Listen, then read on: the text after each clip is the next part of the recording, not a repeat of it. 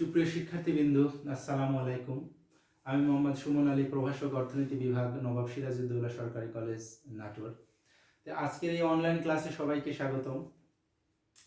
আজকে আমি অর্থনীতি প্রথম বর্ষের ছাত্রছাত্রীদের ম্যাক্রো ইকোনমিক্সের চতুর্থ অধ্যায় অর্থাৎ ভোগ ও সঞ্চয় অপেক্ষক নিয়ে আলোচনা করব।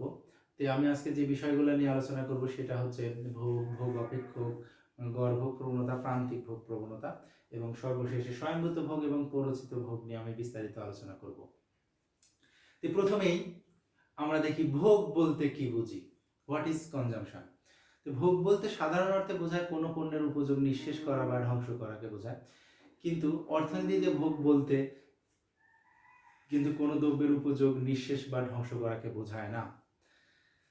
মানুষ সৃষ্টি লগ্ন থেকেই কিন্তু আসলে কোনো কিছু সৃষ্টি বা কোনো কিছু ধ্বংস করতে পারে না। মানুষ শুধু কি করে, প্রকৃতি প্রদত্ত সম্পদের আকার আকৃতি পরিবর্তন করে, এটা মানুষের ব্যবহার উপযোগী তৈরি করে। অর্থাৎ প্রকৃত প্রদত্ত যে সম্পদ আছে সেই সম্পদের আকার আকৃতি পরিবর্তন করে সেই পণ্যের উপযোগ ক্রিয়েট করে।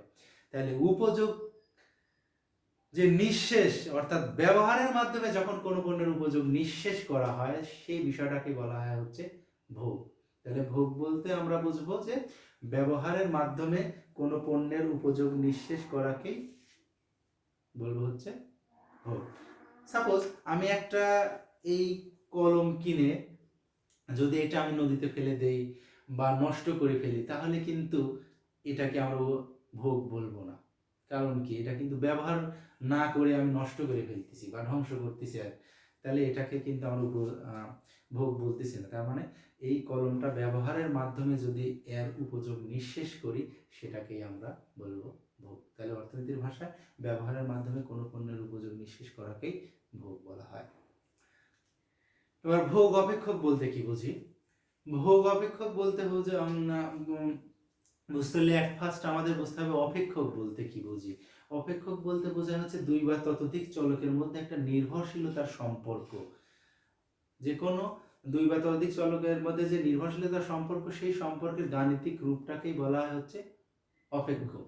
আমি যদি অপেক্ষকের সংজ্ঞা বলতে পারি তাহলে কিন্তু পৃথিবীর যত ধরনের অপেক্ষক আছে, ভোগ অপেক্ষক, সঞ্চয় অপেক্ষক বা চাহিদা অপেক্ষক, যোগান অপেক্ষক, বিনিয়োগ অপেক্ষক, সব ধরনের অপেক্ষকের সংজ্ঞায় কিন্তু আমি পারবো। তাহলে অপেক্ষকে থাকবে হচ্ছে দুই বা ততোধিক চলকের মধ্যে একটা নির্ভরশীল, অর্থাৎ সেখানে থাকবে একটা স্বাধীন চলক থাকতে পারে, এক বা একাধিক অধীন চলক থাকতে পারে। তাহলে স্বাধীন চলক এবং অধীন চলকের মধ্যে যে নির্ভরশীলতার সম্পর্ক, সেই সম্পর্কটাকেই বলবো হচ্ছে আমরা অপেক্ষক। তাহলে ভোগ অপেক্ষকের ক্ষেত্রে আমরা কি থাকি, যে ভোগ নিজেই একটা চলক। তাহলে ভোগটা কিসের উপর নির্ভর করে? ইনকামের উপর। অর্থাৎ মানুষের আয়ের সাথে ভোগের যে একটা সম্পর্ক, অর্থাৎ ইনকামের সাথে ভোগের যে সম্পর্ক, নির্ভরশীলতার, এই নির্ভরশীলতার সম্পর্কই বলবো আমরা হচ্ছে ভোগ অপেক্ষক। সাধারণত কি, মানুষের ইনকাম বা আয় বাড়লে ভোগ বাড়ে, আবার আয় কমলে ভোগ কমে। এখানে ভোগটা হচ্ছে নির্ভরশীল চলক আর আয়টা হচ্ছে স্বাধীন চলক। অর্থাৎ আয়ের সাথে ভোগের যে রিলেশনশিপ বা সম্পর্ক, সেই সম্পর্কের গাণিতিক রূপটাকেই আমরা বলবো হচ্ছে ভোগ অপেক্ষক। ওকে, তাহলে এটা গেল আমাদের হচ্ছে ভোগ অপেক্ষক। এরপরে গড় ভোগ প্রবণতা বা এপিসি, এভারেজ প্রপেনসিটি টু কনজিউম। আমরা গড় ভোগ প্রবণতা কাকে বলবো? অর্থাৎ এপিসি সমান আমরা লিখতে পারি সি বাই ওয়াই। এপিসি সমান কি? C by Y. অর্থাৎ মোট ভোগ ব্যয়কে মোট আয় দ্বারা ভাগ করলে পারে যেটা পাবো সেটাকেই বলবো হচ্ছে গড় ভোগ প্রবণতা। অর্থাৎ মোট ভোগ ব্যয়কে মোট আয়ের পরিমাণ দ্বারা ভাগ করলে যেটা পাওয়া যাবে সেটাকেই বলবো হচ্ছে গড় ভোগ প্রবণতা। সাপোজ একটা দেশের যদি টোটাল জাতীয় আয় ধরে নিলাম, একটা দেশের টোটাল জাতীয় আয়, একটা দেশের টোটাল জাতীয় আয় ধরলাম যে আমার 1000 কোটি টাকা। টোটাল জাতীয় আয় 1000 কোটি টাকা, এটা হচ্ছে আমার আয়। আর টোটাল ব্যয় ধরলাম যে 800 কোটি টাকা। ওকে, ভোগ ব্যয় হচ্ছে 800 টাকা। তাহলে আমার এপিসি কত হবে? তাহলে আমার এই হচ্ছে 800 ভাগ হচ্ছে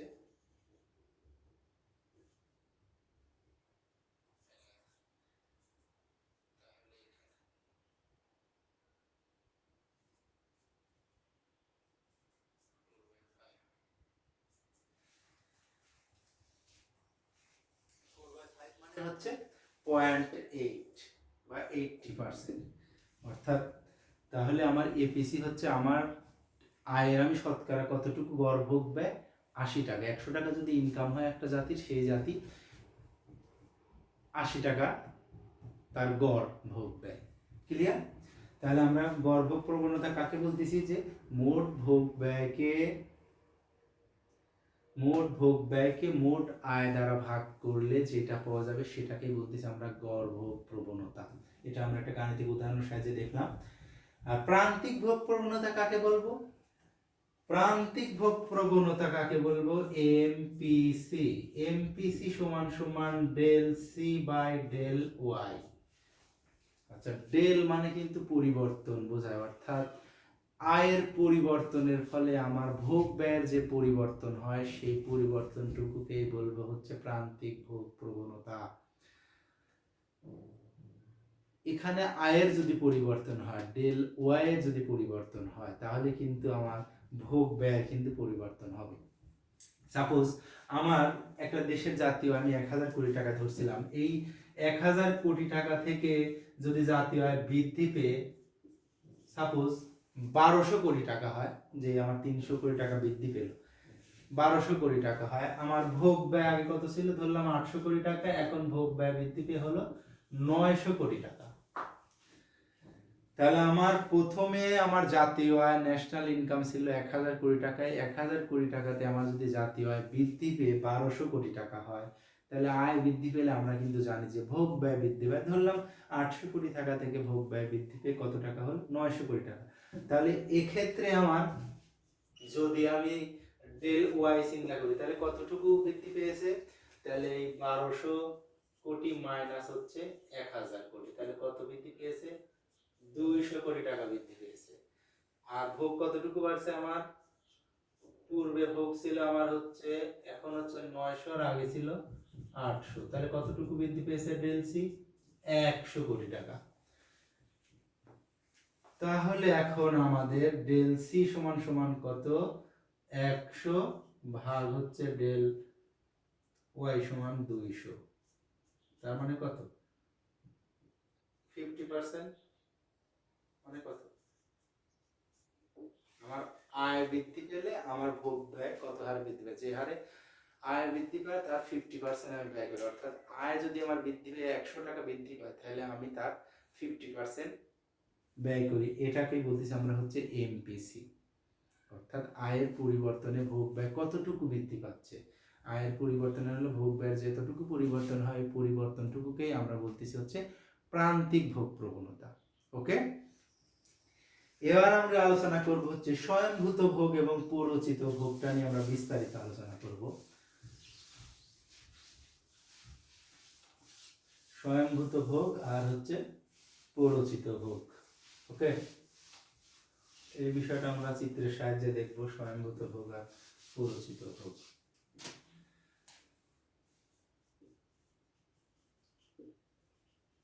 স্বয়ংভূত ভোগ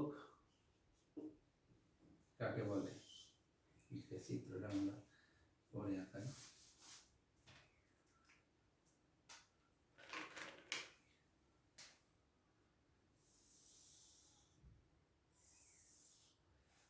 স্বয়ংভূত ভোগ, স্বয়ংভূত ভোগ বলতে বোঝানো হয় যে আয়ের সাথে যে ভোগ ব্যয়ের রিলেশন নেই, অর্থাৎ আয় বাড়লে বা কমলে যে ভোগ ব্যয়ের কোনো পরিবর্তন হয় না, সেটাকে বলা হয় হচ্ছে স্বয়ংভূত ভোগ। অর্থাৎ একটা নির্দিষ্ট সময়ে যদি একজন ব্যক্তির আয় শূন্য হয়, তাহলে তার যে ভোগ ব্যয় বজায় থাকে সেটাকেই বলা হচ্ছে স্বয়ংভূত ভোগ। তাহলে স্বয়ংভূত ভোগ রেখাটা আমরা যদি স্বল্পকালীন ভোগ অপেক্ষক বিবেচনা করি, স্বল্পকালীন ভোগ অপেক্ষক সমান আমরা জানি সি সমান সমান এ প্লাস বি ওয়াই। সি সমান এ প্লাস বি ওয়াই। এখানে এটা হচ্ছে স্বয়ংভূত ভোগ, অর্থাৎ আয়ের পরিবর্তন হলেও যে ভোগ ব্যয়ের কোনো পরিবর্তন হয় না, সেই বিষয়টাকে বলা হচ্ছে স্বয়ংভূত ভোগ। এখানে যদি আয়ের ওয়ের পরিবর্তন হয়, এর কোনো পরিবর্তন হবে না। অর্থাৎ একটা নির্দিষ্ট সময়ে যদি একজন ব্যক্তির আয় শূন্য হয়, তাহলে যে পরিমার্জিত ভোগ ব্যয় বজায় থাকে সেই বিষয়টাকে বলা হচ্ছে স্বয়ংভূত ভোগ। এই স্বয়ংভূত ভোগ রেখাটা কেমন হবে? ভূমি অক্ষের সমান্তরাল হবে, কিন্তু ভূমি অক্ষের সমান্তরাল। ওকে, এই এটাই হচ্ছে স্বয়ংভূত ভোগ। সাপোজ এটা ধরে চলে দিলাম যে আমি 100 টাকা ব্যয় করি, আয় আমার 100 টাকা, আয় 200 টাকা, আয় বেড়ে 300 টাকা। আয় যখন আমার শূন্য, আয় যখন শূন্য তখনও কিন্তু আমি 100 টাকা ব্যয় করতেছি, অর্থাৎ আয় শূন্য হলে ও এ পর্যন্ত আমার ব্যয়, অর্থাৎ এই সমান হচ্ছে 100 টাকা। আবার আয় 100 টাকা হলে 100 টাকা ব্যয়, 200 টাকা, 300 টাকা, 400 টাকা, এবং আয় বাড়লেও যে ভোগ ব্যয় কোনো পরিবর্তন হচ্ছে না, আমার এই ভোগ 100 টাকায় বজায় থাকতেছে, সেই ভোগটাকেই বলতেছি আমরা হচ্ছে স্বয়ংভূত ভোগ বা অটোনমাস কনজাম্পশন। অর্থাৎ আয়ের পরিবর্তনে যে ভোগ ব্যয় কোনো পরিবর্তন হয় না, সেই ভোগটাই হচ্ছে স্বয়ংভূত ভোগ। ক্লিয়ার? এইবার আমরা যে বিষয়টা দেখব হচ্ছে পৌরচিত ভোগ কাকে বলে। পৌরচিত ভোগ।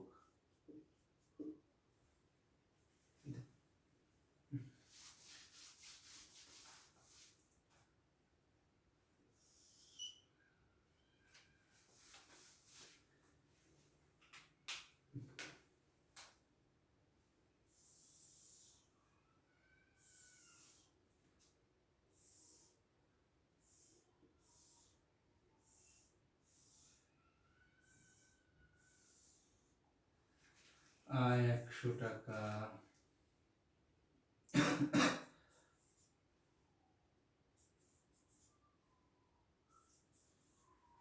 আয় বেড়ে 200, এখানে 300। ওকে, সি সমান সমান বি বাই এক্স, এদিকে আয় আর এদিকে ব্যয়, ভোগ ব্যয়। ওকে, আমরা পৌরচিত ভোগ বলতে কাকে বলবো? পৌরচিত ভোগ হচ্ছে আয় বাড়লে যে ভোগ ব্যয়ের পরিবর্তন হয়, আয় কমলে যে ভোগ ব্যয়ের পরিবর্তন হয়, অর্থাৎ আয়ের সাথে সম্পর্কযুক্ত ভোগ ব্যয়কেই বলবো হচ্ছে পৌরচিত ভোগ। আয় বাড়লে যে ভোগ বাড়ে, আয় কমলে যে ভোগ ব্যয় কমে, সেটাকে বলবো হচ্ছে পৌরচিত ভোগ। অর্থাৎ আয়ের পরিবর্তনে যে ভোগ ব্যয়ের পরিবর্তন হয়, সেটাকেই বলবো হচ্ছে আমরা পৌরচিত ভোগ। তো চিত্রে ভূমি অক্ষে আমার আয়ের পরিমাণ এবং লম্ব অক্ষে ব্যয় নির্দেশ করা হয়েছে। তো চিত্রে আমরা যদি দেখি যে আয়ের পরিমাণ 100 টাকা হলে আমার ভোগ ব্যয় 100 টাকা হচ্ছে, আয়ের পরিমাণ বৃদ্ধি পেয়ে 200 টাকা হলে ভোগ ব্যয় বেড়ে 150 টাকা, আয়ের পরিমাণ যদি 300 টাকা, তাহলে আমার ভোগ ব্যয় হচ্ছে 200 টাকা। অর্থাৎ আয়ের সাথে ভোগের যে একটা ধনাত্মক সম্পর্ক রয়েছে, কিন্তু আয় যেদিকে পরিবর্তন হয়, ভোগ ব্যয় সেই দিকে পরিবর্তন হয়। এই ভোগটাকেই বলতেছি আমরা হচ্ছে প্ররোচিত ভোগ, অর্থাৎ প্ররোচনা বা ইনডিউস করছে, অর্থাৎ আয় আমাকে ভোগের জন্য কি করতেছে, প্রভাবিত করতেছে, প্ররোচনা দিচ্ছে, এই জন্যতেই এই ভোগকে বলা হচ্ছে প্ররোচিত ভোগ।